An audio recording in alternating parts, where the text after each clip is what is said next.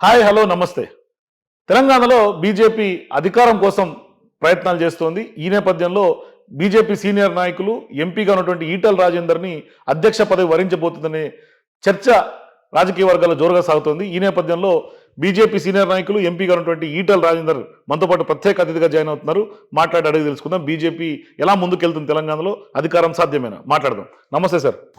ఏంటి సార్, తెలంగాణలో బీజేపీ ఏ విధంగా ముందుకెళ్ళబోతుంది?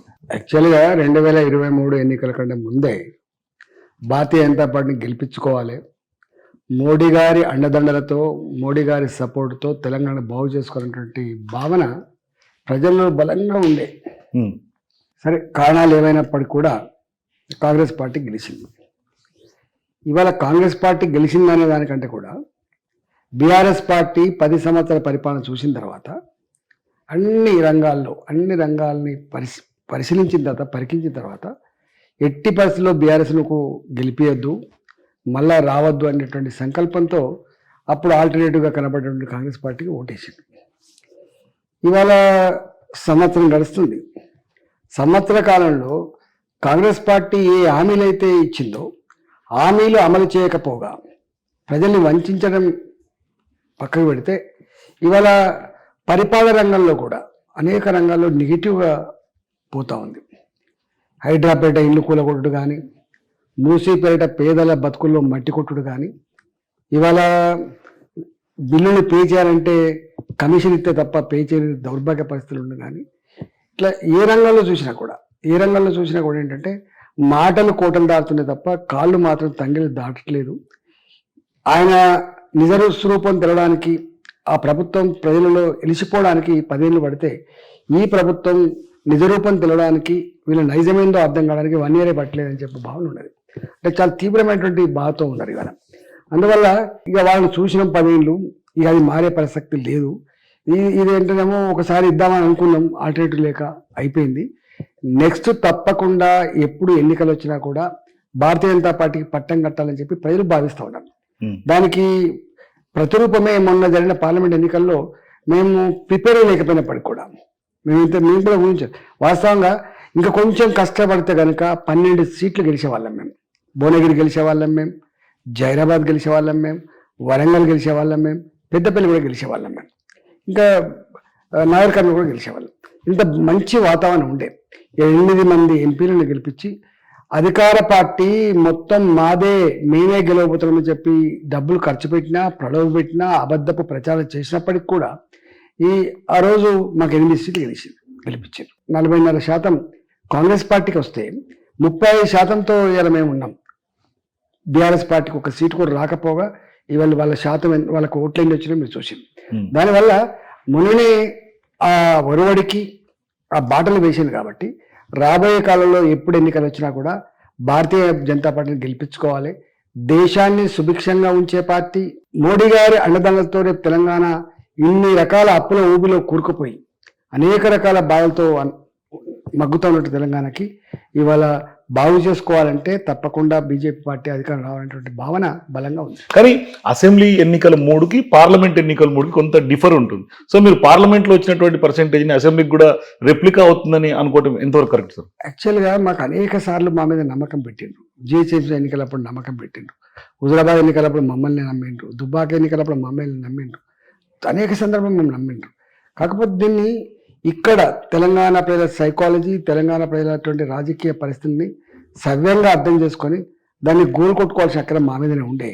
డెఫినెట్గా అవన్నీ నాకు అర్థమైనాయి. కాబట్టి రాబోయే కాలంలో ఏ వ్యూహాలు రచించుకోవాలి, ఎట్లా పనిచేయాలి, ఇవన్నీ భారతీయ జనతా పార్టీ ఢిల్లీ లెవెల్లో మాకు అనేక రకాల సపోర్ట్ ఇస్తున్నప్పటికీ కూడా మేము దాన్ని సంపూర్ణంగా వాడుకోలేకపోతున్న భావన ఏందో దాన్ని సింక్రనైజ్ చేసుకొని బ్రహ్మాండంగా ముందుకు పోయే ప్రయత్నం. కానీ మీరు అంటున్నారు 8 సీట్లు కాదు 12 సీట్లు కూడా సాధించే వాళ్ళం కొంత కష్టపడి ఉంటే అని. కానీ ఇక్కడ కాంగ్రెస్ చెప్తున్నటువంటి వాదన ఏంటంటే బీఆర్ఎస్ ఓట్ బ్యాంక్ అంతా బీజేపీకి క్యారీ ఫార్వర్డ్ అయింది పార్లమెంట్ ఎన్నికల్లో అని చెప్పేసి.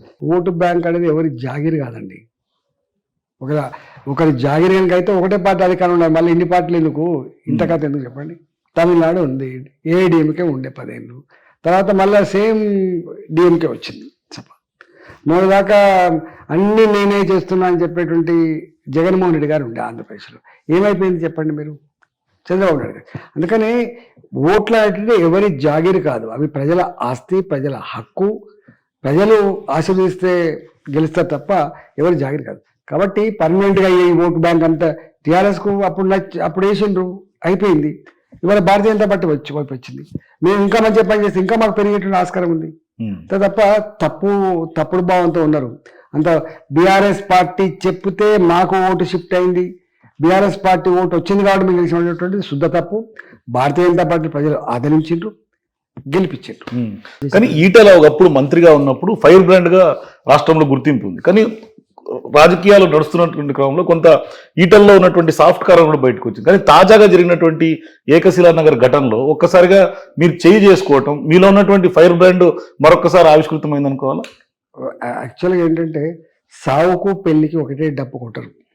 సావుకు వేరే డప్పు ఉంటుంది, పెళ్లికి వేరే డప్పు ఉంటుంది. మనిషి అన్ని సందర్భాలు ఒకే రకంగా ఉన్నాడు. నేను 6 నెలలుగా ఎంత ఒత్తిడికి గురవుతుందో నాకు తెలుసు. 6 నెలలుగా ఇవాళ హైడ్రాపేట ఇల్లు కూల్చినప్పుడు, హైడ్రాపేట భూములు మొత్తం బఫర్ జోన్ అని వెఫ్టీఎల్ అని చెప్పి మార్కింగ్ చేసినప్పుడు, ఆత్మహత్యలు చేసుకున్న కుటుంబాల పరామర్శలో నేనున్నా. ఇల్లు కూలగొట్టినప్పుడు వాళ్ళ ఆర్తనాదాలు నేను విన్నా. ఇలా మూసీ నదిపేట వాళ్ళు మార్కింగ్ చేస్తున్నప్పుడు వాళ్ళ దుఃఖాన్ని నీ కళలు చూసిన. అంటే ఎవరు చెప్పుకున్నా కూడా ఎవరు చేసే పరిస్థితి లేదు. హైడ్రా మీద చెప్పుకుందామంటే ఎవరు వినేవాళ్ళు లేకుండే. ఇవాళ మూసీ దాని మీద మాట్లాడదామన్నా ఎవరు ముందుకు రాలేని పరిస్థితి ఉండే. దేని మీద కూడా ఒక అధికారికి ఫోన్ చేస్తే స్పందించి నేను చూస్తా అనేటువంటి అది ఏం లేదు. మరి ఎవరు చెప్పుకోవాలి? మేము ప్రధాని ముఖ్యమంత్రి చెప్పుకోలేము, ముఖ్యమంత్రి మాకు అందుబాటులో ఉండడు. కాబట్టి ఇట్లా 6 నెలలుగా ఇట్లాంటి పరంపర కొనసాగుతున్నప్పుడు దీనికి ఎక్కడో ఒక పరిష్కారం కావాల్సినటువంటి అక్కర ఉన్నది. అంటే కట్టుకున్నోడే కాలేముడు అన్నట్టుగా, కంచే చేరుని మేసినట్టుగా ఏ రెవెన్యూ డిపార్ట్మెంట్ అయితే కాపాడను, ఏ కోర్టులు ఇచ్చిన న్యాయ పత్రాలని ఏ పోలీసులు అయితే కాపాడను, ఎక్కడ కాపాడే ప్రయత్నం చేయలే. పోలీసులే వాళ్ళతో కొనుడైనప్పుడు, రెవెన్యూ అధికారుల వాళ్ళతో కొనుడైనప్పుడు, వాళ్ళకు అండగా ఉన్నప్పుడు, వ్యవస్థల మీద విశ్వాసం పోతున్నప్పుడు ఓట్లు వేసి గెలిపించినటువంటి బిడ్డగా తప్పకుండా ధర్మాన్ని, న్యాయాన్ని, ప్రజలను ఒక విశ్వాసం కల్పించే బాధ్యత ఉంది. కాబట్టి అట్లాంటి ఉంటాయి. కానీ అది ఒక ఇష్యూ కాదు. ఇలా ప్రభుత్వం ఆలోచించాల్సింది ఏంటంటే ఇట్లాంటి ఇష్యూస్ ఎక్కడెక్కడ ఉన్నాయి, ఎందుకు జరుగుతున్నాయి, దీనికి కారకులు ఎవరు శోధించి దాన్ని నిర్వహించే ప్రయత్నం తప్పకుండా ప్రభుత్వం చేస్తుందని చెప్పి నేను ఆశిస్తున్నా. కానీ ప్రభుత్వం చిత్తశుద్ధి ఉందంటారా? ఎందుకంటే తీన్మార్ మల్లన్ లాంటి వాళ్ళు పెద్ద ఎత్తున వాళ్ళ మంత్రి పొంగులేటిని, ఎవరైతే రెవెన్యూ శాఖ మంత్రిగా ఉన్నారో ఆయన్ని రాజీనామా చేయమని డిమాండ్ చేస్తున్నాడు. ఇట్లాంటి వ్యవహారాలు అది పాల పార్టీ అంత దౌర్భాగ్య పార్టీ. అది సొంత పార్టీ ఎమ్మెల్సీ, సొంత పార్టీ ఎంపీ మంత్రిని రాజీనామా చేయమని డిమాండ్ చేస్తున్నాడు, కరప్ట్ అని చెప్పి డిమాండ్ చేస్తున్నాడు. అంటే అది వాళ్ళ యొక్క బలహీనత, వాళ్ళ యొక్క అరాచకం ఎట్టుందో అర్థం చేసుకోండి. కానీ కేటీఆర్ ఈ కార్ రేస్ సంబంధించినటువంటి వ్యవహారంలో ఏసీబీ విచారణ జరుగుతుంది, ఈడీ కూడా ఎఫ్ఐఆర్ నమోదు చేసింది, విచారణ చేస్తుంది. దాని మీద మీరేం చెప్తారు సార్? నిజంగానే స్కామ్ జరిగిందంటారా, లేకుంటే కేటీఆర్ అరెస్ట్ అయ్యే అవకాశాలు ఉన్నాయి? విచారణనే ఉండే, ఇంకా నన్ను ఎందుకు అడుగుతావు? విచారణ అది ఆ సంస్థల మీద విశ్వాసం లేదా, నమ్మకం లేదా? విచారణ జరుగుతూనే ఉంది. ఆ విచారణ సంస్థలు తెలుస్తాయి. నేను విచారణ సంస్థ మనిషి కాదు కదా. కానీ గతంలో జరిగినటువంటి స్కామ్స్ గురించి మీరేం మాట్లాడతారు? అంటే ఈ కార్ రేస్ కానీ, కాళేశ్వరం కానీ ఇవి జరిగినా ఇప్పుడు అన్నిటి మీద విచారణ జరుపుతా అని చెప్పిండ్రు, నిగ్గదీస్తా అని చెప్పిండ్రు. కాంగ్రెస్ పార్టీ చేతిలో అధికారం ఉంది, చేస్తూనే ఉన్నారు. వాళ్ళు తేల్చాలి కదా, నేను కదగా తేల్చాలి. ఈడీ కూడా రంగంలో దిగింది కాబట్టి కేంద్రం ఏమన్నా ఎవరైనా ఇప్పుడు ఈడీ రంగంలో దిగి ఇవన్నీ ఏజెన్సీలు, వాళ్ళ స్వయం ప్రతిపత్తి కలిగిన ఏజెన్సీలు. ఇప్పుడు నేను చెప్తానో లేకపోతే పార్టీ చెప్తానో కాదు, ఇది వాళ్ళ సొంత రిపోర్ట్ల మీద ఆధారపడి, సమాచారం మీద ఆధారపడి వాళ్ళు నిర్ణయం తీసుకుంటారు. సో ఇప్పుడు కాంగ్రెస్ పార్టీ 6 గ్యారంటీల విషయంలో ఫెయిల్ అయిందనేది ప్రధానంగా ప్రతిపక్షాలన్నీ కూడా ఆరోపిస్తున్నాయి. మరోవైపు గ్రామ సభల్లో కూడా ఇవాళ కొంత ప్రజల నుంచి కొంత తిరుగుబాటు వస్తుందనేది కూడా కొంత ప్రచారం జరుగుతుంది. దాన్ని మీరు గ్రామ సభలను కానీ, వ్యతిరేకతను కానీ ఏ విధంగా క్యాష్ చేసుకోబోతున్నారు? నేను చెప్తున్నా కదా, ఈ హోల్సేల్గా చెప్పిన ఒకసారి, ఆయన ప్రభుత్వం ప్రజాక్షేత్రంలో పలచబడడానికి 10 ఏళ్ళు పట్టింది. ఈయన గారి ప్రభుత్వం ప్రజాక్షేత్రంలో పలచబడడానికి 1 year పట్టింది అన్ని రంగాల్లో. సో ఇప్పుడు బీజేపీ తెలంగాణలో ఎదగటానికి ఓబీసీ మంత్రాన్ని, బీసీ మంత్రాన్ని నమ్ముకుంది అనుకోవాలా? అసలు ఒక తెలంగాణ గురించి కాదు, దేశవ్యాప్తంగా కూడా ఇప్పటి వరకు ఏ జాతులకైతే, ఏ వర్గాలకైతే అధికారంలో భాగస్వామ్యం లేదో ఆ వర్గాలకు విశ్వాసం కలిగించాల్సిన బాధ్యత ఉన్నది. ఆ వర్గాలకు అధికారంలో భాగస్వామ్యం చేయాల్సిన అక్కడ ఉందని చెప్పి భావించి, ఇవాళ మీకు తెలుసు వాజ్పేయి గారు ప్రధానమంత్రి గారు ఉన్నప్పుడు, ఎన్డీఏ ఉన్నప్పుడు అబ్దుల్ కలాం గారిని రాష్ట్రపతి చేసింది. మళ్ళీ మోడీ గారు వచ్చిన తర్వాత ఒక దళిత బిడ్డని రామ్నాథ్ కోవింద్ని రాష్ట్రపతి చేసింది. ఎవరు ఊహించని దేశం, ఎవరు ఊహించినటువంటి ఒక ఆదివాసీ అడవి బిడ్డను రాష్ట్రపతి చేసింది. 27 మంది మంత్రులు కేంద్ర మంత్రులు చేసిన పార్టీ భారతీయ జనతా పార్టీ. ఇవాళ అన్ని రాష్ట్రాల్లో కూడా సమతుల్యత పాటించాలని చెప్పి ఒకడ వీలు ఉండాలి, ఒకడ వీలు ఉండాలని చెప్పి పాటిస్తున్న పార్టీ భారతీయ జనతా పార్టీ. అలా భాగంగానే ఇలా ఇక్కడ స్వతంత్రం వచ్చినప్పటి నుంచి ఇప్పటి వరకు ఒక ఓబీసీ ముఖ్యమంత్రి కాలేకపోయిండు. 50% పైబడి ఉన్నటువంటి ఈ రాష్ట్రంలో వాళ్ళకు రాలేకపోయిందని చెప్పి గుర్తించిన పార్టీ. మీరు మాకు అధికారం ఇవ్వండి, మేము మీకు అధికారం ఇస్తాం, మీరు మాకు ఓట్లేసి గెలిపించండి, మీకే రాజ్యాధికారం కట్టబెడతామని చెప్పి తొలిసారి చెప్పిన పార్టీ భారతీయ జనతా పార్టీ. ఇవన్నీ ఒక తెలంగాణ కోసమే లేదు, దేశవ్యాప్తంగా కూడా ఆలోచన చేస్తా ఉంది పార్టీ. సో బీసీ బిడ్డను అధ్యక్షుడు చేస్తే భవిష్యత్తులో బీసీ బిడ్డని సీఎం రేస్ లో కూడా చూసే అవకాశం ఉంటుంది. కెపాసిటీ ఉన్నోని అధ్యక్షుడు చేస్తారు. ఇప్పుడు ఈ సమీకరణలు వేరు, సామాజిక సమతుల్యత సమీకరణలో ఒక ఆస్పెక్ట్, కానీ పార్టీని ప్రజలలో పలుకుబడి ఉన్నవాడిని, అనుభవం ఉన్నవాడిని, రేపు పార్టీని గట్టెక్కుతుందని చెప్పి భావిస్తే మాత్రమే చేస్తారు తప్ప ఏదో ఎస్సీని చేస్తుంది, బీసీని చేస్తుంది, ఇది కాదు. కెపాసిటీ, ఆశయాన్ని ముద్దాడగలిగే, గమ్యాన్ని చేరుకోగలిగే, రాష్ట్రంలో అధికారాన్ని తేగలిగే గా యాంగిల్లో భారతీయ జనతా పార్టీ ఆలోచన చేస్తారు. సో చివరిగా సార్, మొన్న మహారాష్ట్ర ఎన్నికలు గెలిచారు, ఇప్పుడు ఢిల్లీలో కూడా ఖచ్చితంగా అరవింద్ కేజ్రీవాల్ చెక్ పెట్టి బీజేపీ గెలవాలని ఒక తీవ్ర ప్రయత్నం జరుగుతుంది. ఎంతవరకు అక్కడ అధికారం సాధ్యమవుతుంది? ఢిల్లీ పీఠం బీజేపీకి ఇప్పటిదాకా కలగా ఉంది. మొన్న పార్లమెంట్ ఎన్నికల తర్వాత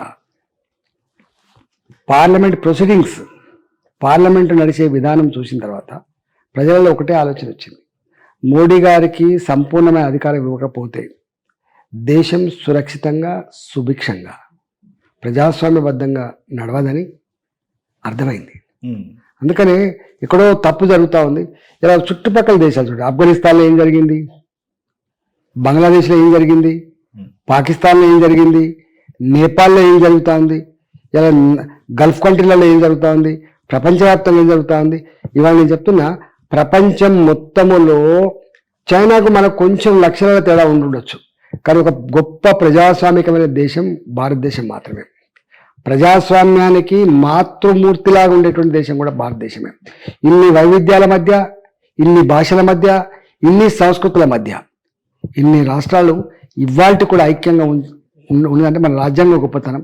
ఇవాళ మోడీ గారు దాన్ని మరింత గొప్పగా తీర్చిదిద్ది ప్రపంచ చిత్రపటం మీద భారతదేశం యొక్క గొప్పతనాన్ని ఉంచుతున్నారు బిడ్డ. కాబట్టి ఇలా ఢిల్లీలో ఉన్న ప్రజలు కూడా మొన్న హర్యానాలో ఎందుకు కొట్లేసిండ్రు, అరే ఏదో తప్పు జరిగింది, మొన్నే తప్పు జరగద్దు, మోడీ గారి చేతుల్లోనే పెట్టాలి మళ్ళా అని హర్యానాలో అధికారం ఇచ్చిండ్రు. మొన్న మహారాష్ట్రలో కూడా ఎన్నికలైతే అదే పద్ధతులు ఇచ్చిండ్రు. ఢిల్లీ వాసులు చాలా విజ్ఞులు, చాలా మేధావి వర్గం, బాగా ఆలోచించేవాళ్ళు. కాబట్టి ఇలా హెడ్ క్వార్టర్లో కూడా మోడీ గారికి బలాన్ని ఇస్తేనే ఈ దేశం సురక్షితంగా ఉంటుంది, సుభిక్షంగా ఉంటుంది, ప్రగతి కాముకంగా ఉంటుందని చెప్పి భావిస్తారు. కాబట్టి అక్కడ కూడా మేమే గెలిచే ఆస్కారం. సో చివరి సార్, మీరేమో సుభిక్షం సౌభాగ్యం అంటున్నారు, కానీ కాంగ్రెస్ పార్టీ రాజ్యాంగాన్ని మార్చేస్తారు, సంవిధానం బచావో అంటూ వాళ్ళు యాత్రలు చేస్తున్నారు. దాన్ని మీరు ఎట్లా చూస్తారు? దాని పెద్ద డిబేటు. మొత్తం ఈ వ్యవస్థలో అంబేద్కర్ గారు ఉన్నప్పుడు అవమానపరిచింది కాంగ్రెస్ పార్టీ, ఆయన ఓడగొట్టింది కాంగ్రెస్ పార్టీ, ఆయన మేధా సంపత్తిని వాడుకోకుండా చేసింది కాంగ్రెస్ పార్టీ.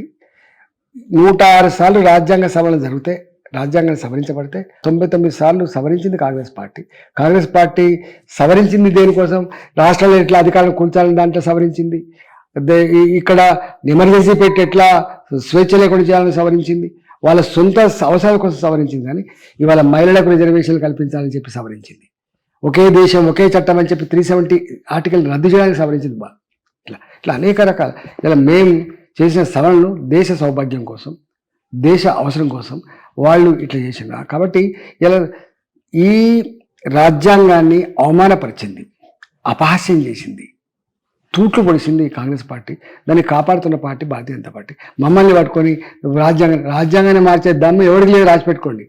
ఇంకా ఎన్ని ప్రభుత్వాలు మారినా, ఎన్ని వందల సంవత్సరాలు గడిచినా కూడా మూల సిద్ధాంతమైనటువంటి భారత రాజ్యాంగాన్ని ముట్టుకోగలిగే, మార్చగలిగే దమ్ము, ధైర్యం, ఆ శక్తి ఎవరికి లేదు. సో ఇదంతా దుష్ప్రచారం కింద చూడాల్సిన 100%. థ్యాంక్ యూ రాజేంద్ర గారు. సో ఇది ఈటెల రాజేంద్ర గారితో ప్రత్యేక ఇంటర్వ్యూ.